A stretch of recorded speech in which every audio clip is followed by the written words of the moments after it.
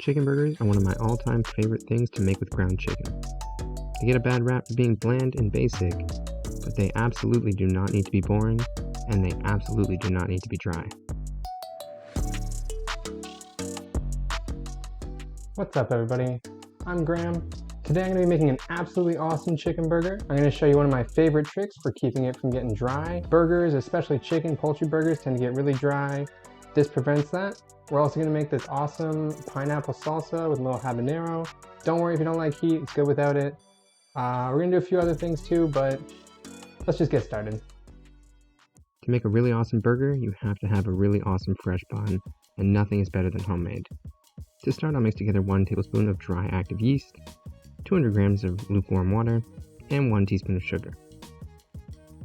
Then when that yeast gets nice and foamy, I'll add in 420 grams of all-purpose flour, 1 teaspoon of salt, and 5 more teaspoons of sugar, for 2 tablespoons altogether. Then I'll mix that together until it just starts to come together. Then I'll add 1 egg plus 1 egg yolk, setting aside the extra egg white for brushing the tops before they go in the oven. Once all my egg is incorporated, I'll add in 2 tablespoons of salted butter, and knead until it all comes together as a smooth dough. Then I'll pop that into a greased up bowl, wrap it with plastic wrap, and set it aside in a warm place until doubled in size, about an hour. Then I'll knead that just a little bit, and divide it into 8 equalish pieces, round those into balls and place them on a parchment-lined baking sheet, and squish them down into roughly 3-inch pucks. Then I'll set that aside to proof for about another hour, at which point, using a mixture of 2 tablespoons of butter and 1 tablespoon of honey, I'll brush the tops. Then I'll take that extra egg white, mix it with a little bit of water, and brush the tops again and sprinkle with sesame seeds. Then I'll bake my buns for about 16 minutes in an oven preheated to 375 degrees Fahrenheit. With that out of the way, let's move on to our pineapple habanero lime salsa. First, I'll peel, core, and slice about half a pineapple, and take it outside to grill. This step isn't completely necessary, but I think it's a nice touch. Then while that's cooling in the fridge, I'll add to a bowl 2 habaneros, de-seeded and finely minced, about a quarter of a bunch of cilantro, finely chopped, half a red onion, finely diced, the juice of 1 lime. I zested this lime before I juiced it. We're going to use the zest to make a tajin-inspired burger sauce, but more on that in a minute. Then I'll add a teaspoon of salt, and when my pineapple is cool, I'll dice that and add it in as well. This salsa does especially well when made ahead, and can keep in the fridge for 3 to 5 days. To keep my burgers from drying out, I'm going to use what's called a panade, which is basically a mixture of starch and liquid. There are ways to do this with other starches and liquids, including gluten-free options, and I'll leave a link to a resource down in the description if you're interested.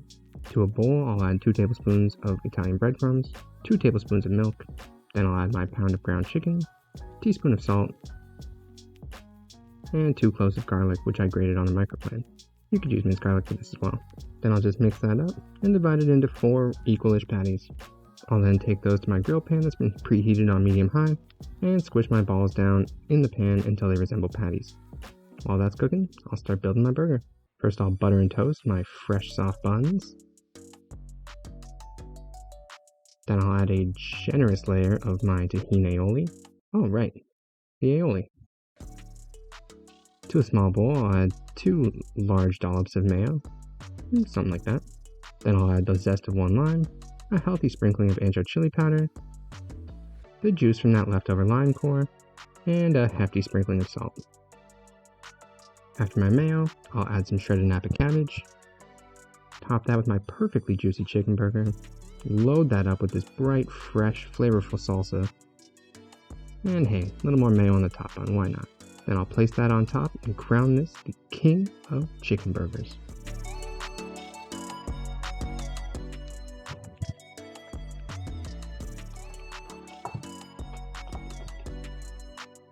Fuck, that's good.